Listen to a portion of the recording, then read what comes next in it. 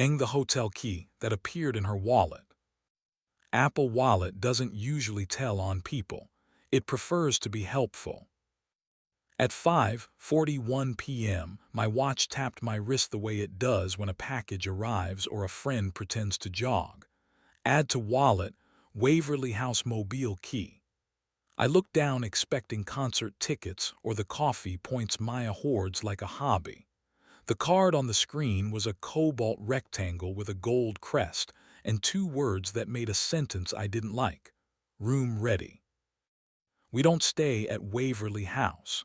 Waverly is the brick-boned hotel on the river with the lobby that sells the idea of old money to people who paid with new. I tapped more the way men press on bruises to see if honesty still hurts. The details pay opened into politeness. Room 512 valid tonight. Tap to unlock. It arrived because 10 lifetimes ago, when we were trying to be efficient, Maya had signed into Wallet on my iPad to pull a boarding pass, and the device never learned to mind its own business. I've meant to sign it out since then. I've also meant to fix the sticking door and buy a frame for the print that leans against the wall pretending this is a gallery.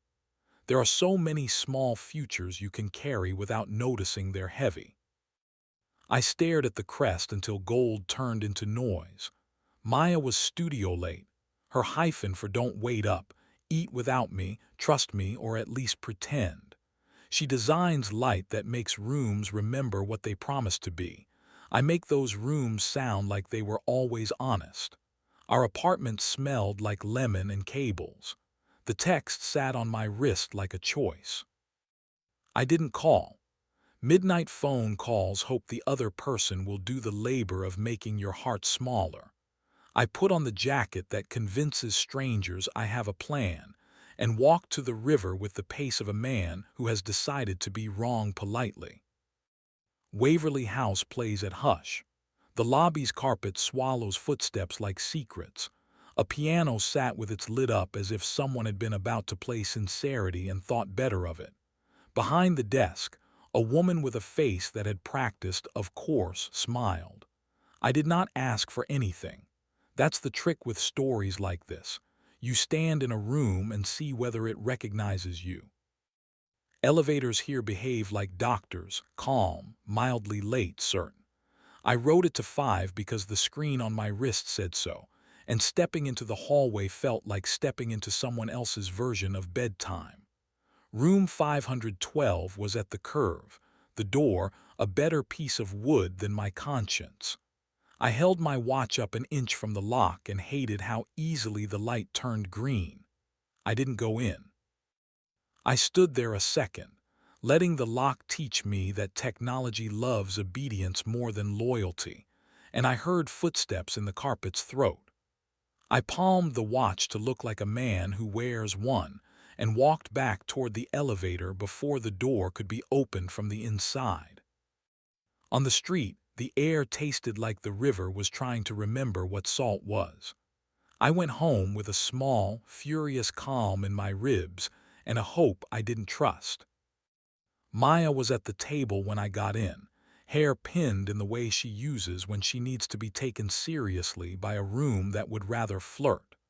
Our ugly lamp, the one we keep failing to replace because of the charm of its bad taste, threw half-honest yellow over her shoulders. She looked up like the day had finished its story and wanted hours. "You're early," she said. "My watch learned a trick," I said, setting it on the table so the screen made a small blue rectangle of accusation. "Waverly House says our room is ready." Her mouth did what it does when she refuses to be a coward. It told the truth, something to stand on. "Kitchen or small room?" she asked. "Kitchen," I said. "Let the refrigerator be a witness." She turned the lamp down a notch like you do for concerts and confessions. "I want to see a lighting demo," she said. "Sponsor insisted on after hours because he believes rooms behave better when they think they're secrets. He sent the mobile key. I added it, I used it, I left in 10 minutes. He kissed me once because the city gets inside some men and tells them their mouths are verbs. It tasted like promises I don't want. I came home. That's the most accurate version that isn't performance. What did you want? I asked, not to trap her but to make a place for the pain to sit that wasn't my chest. To see if the part of me that says yes before thinking is dead, she said. She is. She's smaller. She can be negotiated with. Apparently, by a woman carrying a mobile key she has no business having. I pressed my palms to the edge of the table until I remembered it was made of wood and not a man.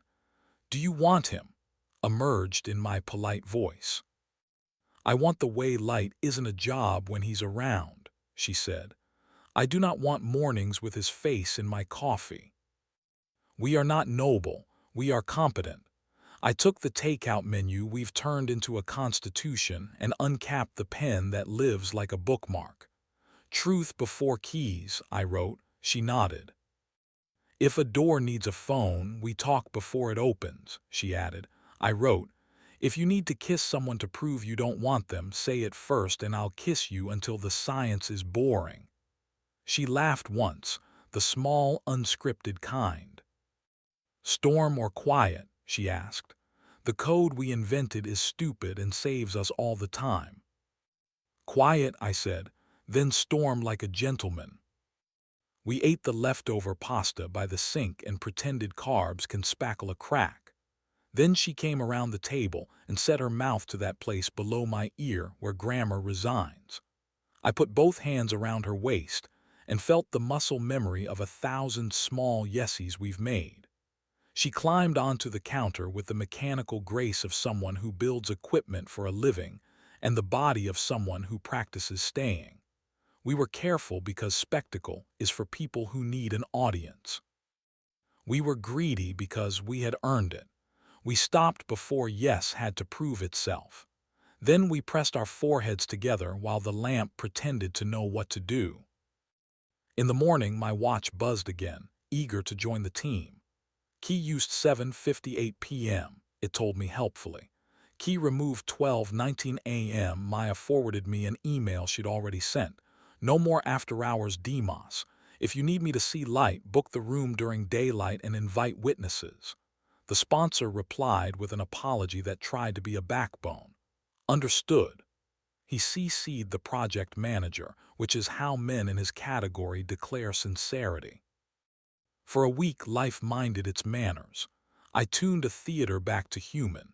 She made a wall remember a coastline. At the store, we held hands over a basket and pretended we were adorable. At 1:13 a.m., when bad thoughts piloted a drone through our ceiling, she pressed my hand to the back of her neck and said, "Quiet." And we stayed still until jealousy, whether not law, rolled past. Then the watch tapped my wrist again, petty as a cat. Room key shared with you, it said, and the little cobalt card flipped to show a new crest. Not Waverly, Meridian Annex, another brick building that recently learned its own reflection. I opened the apartment door and there she was in the hall with our neighbor's kid balanced on her hip and a plant in the other hand. I'm not cheating on you with a hotel, she said, breathless, setting down pot and child. I'm cheating on you with a gig. Meridian wants me to reprogram their lobby wall, and I am allergic to NDAs. We babysat a fern for an hour while the kid asked me if I was married to the plant, and Maya laughed like a person who had discovered a beneficial untruth. After lights out, on the rug with the ugly lamp haloing our dumb rules, she added one. If a building sends my husband flowers, I move the plant to the kitchen where he can see it. We almost believed in forgiveness, which is unsafe.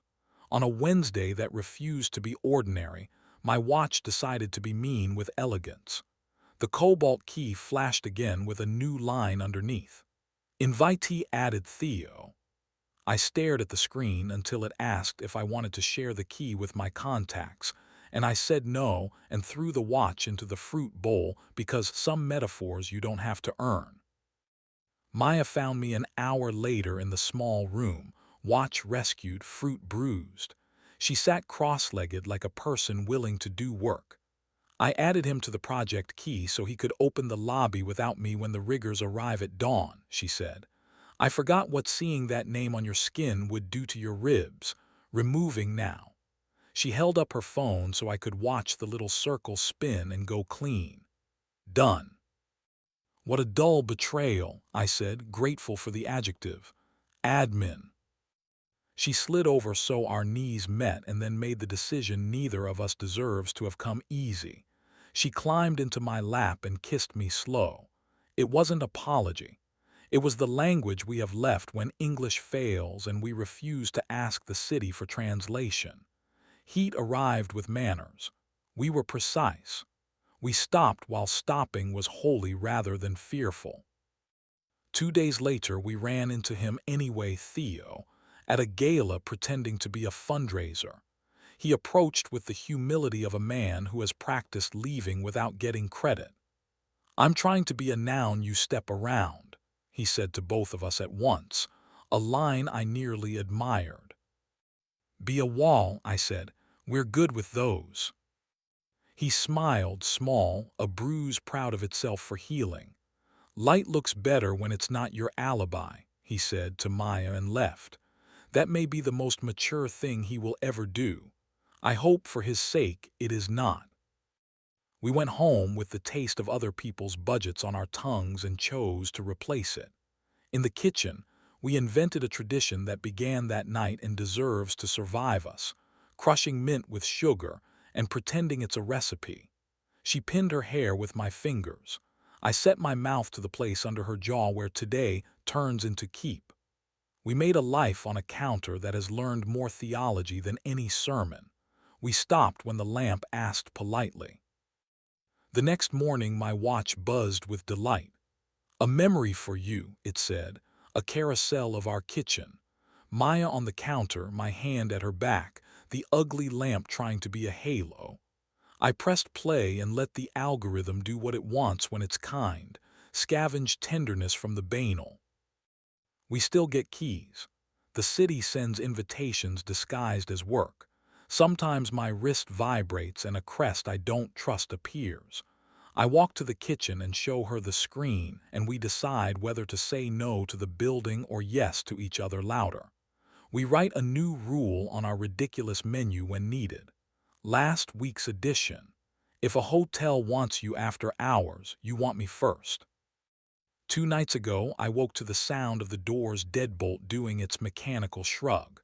My watch lit up because it loves to narrate. Door locked by Maya, 1:07. I leaned into the doorway of the small room and found her there in the glow of the ugly lamp, writing something on the back of the menu. She looked up with that look that saved me before I knew how to swim. What is it? I said. An unshare, she said. Removed the Waverly key from everywhere. It kept trying to be a memory. What did you write? She passed me the paper. In her handwriting, the one that makes sponsors adjust their posture even over email, the line read, "Push first, the lock sticks, but only here." I got on my knees in front of her because religion is a thing you improvise in places with good lighting. She set her hands at the back of my neck the way you steady someone else's breath. We kissed like a fact we had earned. We stopped when stopping was trust, not fear. We slept with our feet touching because some days you need to be your own Turing test. This morning my watch buzzed with a crest I recognized, our building. Door unlocked by Noah, 7:02. It felt like a sentence.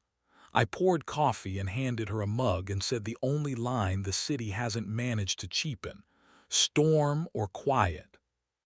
She smiled over ceramic and said, both.